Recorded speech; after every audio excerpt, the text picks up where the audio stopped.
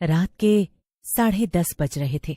देवदार के घने जंगलों से गुजरती एक सरपीली सड़क पर अजय की एसयूवी रेंग रही थी। बाहर घना कोहरा है जिसने दृश्यता को लगभग शून्य कर दिया है। अजय, क्या हम सही रास्ते पर हैं? ये कोहरा ये सामान्य नहीं है। ऐसा लग रहा है जैसे किसी ने सफेद चादर ओढ़ा दी हो। हाँ नीरू, मैप यही दिखा रहा है। बस थोड़ी देर और। विकास ने कहा था कि देवदार हवेली एकदम एकांत में है। हॉरर वीकेंड के लिए सही जगह है ना? अरे भाभी डरो मत। हॉरर वीकेंड तभी मजा देगा जब डरने वाली ऑडियंस हो। वैसे भी ये हवेली 200 साल पुरानी है। इसके किस्से तो पूरे उत्तराखंड में मशहूर हैं। ये कोहरे का भ्रम है प्राची। देखो, आगे हेडलाइट्स की रोशनी भी वापस टकरा रही है। विकास, मजाक बंद करो। अजय, सच में ये रास्ता अजीब है। मुझे लग रहा है जैसे हम एक ही पेड़ को बार बार पार कर रहे हैं।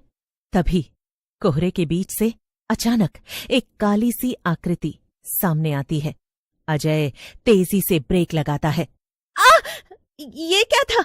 अजय और विकास कार से उतरते हैं। कोहरा इतना घना है कि कुछ दिखाई नहीं देता। कोई है क्या? माफ करना, क्या आपको चोट लगी है? यार, ये तो भूतिया एंट्री हो गई। लगता है किसी नशेड़ी ने रास्ता पार किया होगा। विकास, ये मजाक का समय नहीं है। मुझे यहाँ कोई नहीं दिख रहा। अजय प्लीज चलो वापस चलते हैं। ये जगह ठीक नहीं है। अब इतनी रात को वापस कहाँ जाएंगे? हवेली अब पास ही होगी। थोड़ा हिम्मत रखो। रात के 11:15 हो रहे थे। गाड़ी एक विशाल पत्थर की पुरानी हवेली के सामने आकर रुकती है। कोहरे ने हवेली को अपने आगोश में ले रखा है, जिससे वो किसी भूतिया खंडहर सी दिखती है। क्या शानदार लोकेशन है, डर की गारंटी। ये तो किसी हॉरर फिल्म का सेट लग रहा है। विकास, क्या ये सच में सुरक्षित है? हमने ऑनलाइन बुकिंग की है प्राची, चिंता मत करो। तभी हवेली के मुख्य दरवाजे के पास एक बुझा हुआ लालटेन रखा मिलता है। लालटेन के पास एक बूढ़ा आदमी खड़ा है जिसकी आंखें अजीब सी चमक रही हैं। आ गए तुम लोग। मुझे पता था कोहरा तुम्हें खींच लाएगा। आप कौन है? क्या आप केयरटेकर हैं? मैं यहाँ का रखवाला हूँ और इस कोहरे का भी। अच्छा बाबा, जरा हटिए, हमें अंदर जाने दीजिए, रात बहुत हो गई है। बेटा, तुम लोग एक खास रात में आए हो। इस रात ये कोहरा सिर्फ मौसम नहीं होता, ये मौत का आईना बन जाता है। जो भी इस हवेली में आज रात रुकता है उसे कोहरे में अपने सबसे बड़े डर का आईना दिखता है। प्लीज हमें जाने दीजिए, हम यहाँ नहीं रुकेंगे। अगर रुकना है तो एक शर्त है, सुबह होने तक कोई भी कमरा छोड़कर बाहर नहीं जाएगा। दरवाजे बंद रखना और उस कोहरे को अंदर आने मत देना, वरना कोहरे में तुम्हें वो दिखाई देगा जिसे तुम सबसे ज्यादा खोना नहीं चाहते। बाबा इतना कहकर अचानक कोहरे में गायब हो जाते हैं। ये क्या था? लगता है बाबा ने कुछ ज्यादा ही चिलम पी ली थी। चलो अंदर चलते हैं। चारों डरते डरते हवेली के अंदर जाते हैं। अंदर भीषण ठंड है और हवा में सीलन की गंध है।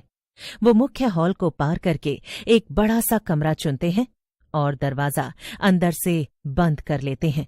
रात के 1 बज चुके थे। अजय, मुझे बहुत डर लग रहा है।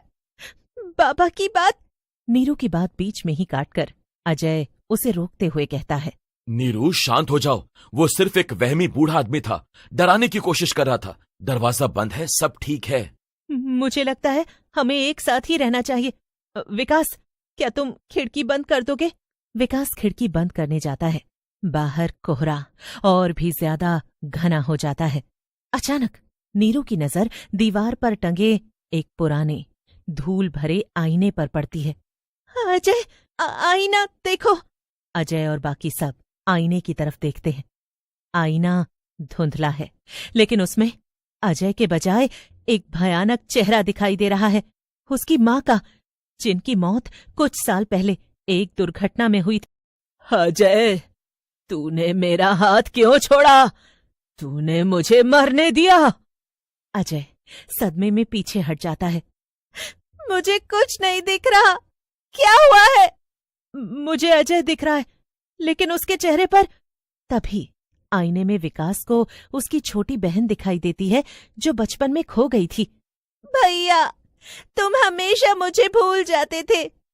अब आओ, हम हमेशा के लिए साथ रहेंगे। ये क्या हुआ मेरे साथ? मैंने अपनी बहन को देखा। वो बाबा, वो इसे मौत का आईना कह रहा था। इसने हमारे सबसे गहरे डर को दिखाया है, मेरा अपराध बोध, मेरी माँ की मौत का। अब रात के 2:30 बजे थे। ये अंदर आ रहा है, इसे रोको। अजय जल्दी से एक कंबल लेता है और खिड़की के टूटे हुए हिस्से को बंद करने की कोशिश करता है, लेकिन कोहरा एक जीवित प्राणी की तरह तेजी से फैल रहा है। हमें यहाँ से भागना होगा। वो दरवाजा खोलती है और कोहरे से भरे हॉल में कदम रखती है। कोहरे में प्राची को अपने बचपन के प्रेमी की छवि दिखाई देती है, जिसकी शादी किसी और से हो गई थी। वो प्रेमी कोहरे में खड़ा उसे बुला रहा है। प्राची, मैं तुमसे अब भी प्यार करता हूँ। आओ मेरे साथ, इस दुनिया से दूर चलते हैं, हमेशा के लिए। प्राची, वापस आओ, ये झूठ है। विकास उसे पकड़ने के लिए दौड़ता है, लेकिन जैसे ही वो प्राची को छूने वाला होता है, प्राची का शरीर तेजी से सिकुड़ने लगता है, जैसे उसे किसी अदृश्य शक्ति ने कसकर दबा दिया हो।